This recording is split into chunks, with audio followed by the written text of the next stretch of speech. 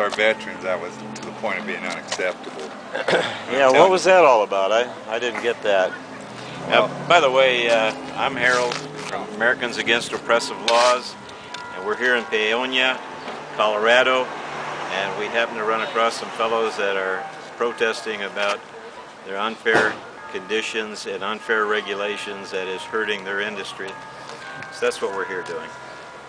All right, I'm sorry, I didn't mean to interrupt you. I really ain't got a whole hell of a lot more to say.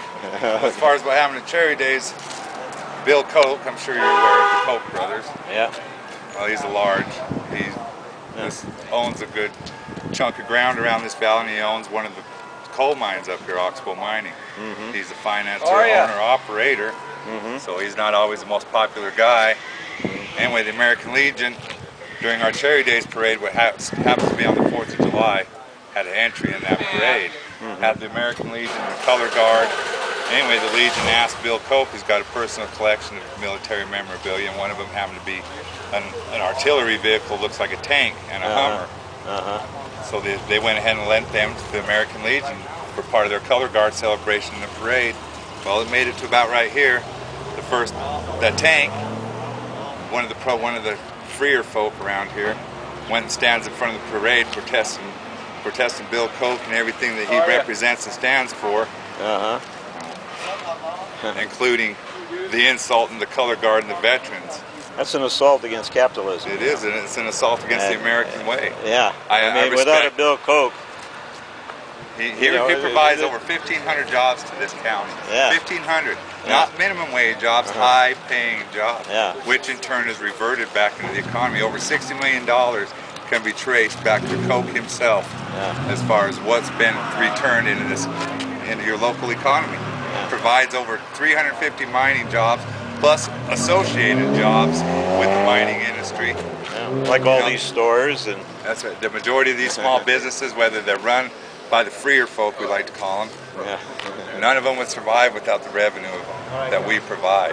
But yet they complain about us, badmouth us. They couldn't get by without us. Majority of our fire department, coal miners, volunteer fire department. North Fork Ambulance District, which is one responsible for this valley, 80% coal miners and or the spouses of. Your mountain search and rescue team, which during hunting season gets used pretty regular, coal miners. There's no one else in this valley that's willing to fill them slots.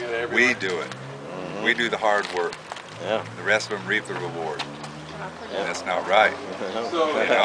That's like taking from my hand the money from my hand and then smacking me for giving it to you. No, it just don't sit right. No, that can't sit right. No, that's not the American way. That's not the American dream.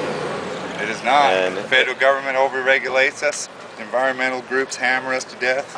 By the end of the day, we're left with the scraps, and we're a dying breed.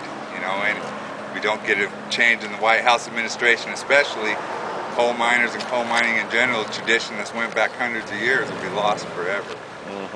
And we can't easily be replaced. You're not going to go get some guy on the street, take him underground and replace me. Replace Sam, replace Luke. You can't. We are specially trained, highly trained individuals. We're miners, and that's not something everyone can do. And if they think that we could be replaced, they're dead wrong. You better believe it. I hear you, buddy. Well, I appreciate your time, and I appreciate you getting that out to the web and letting the rest of the world see it. Because there's action has got to be taken, and it's got to be taken now. It's going to take.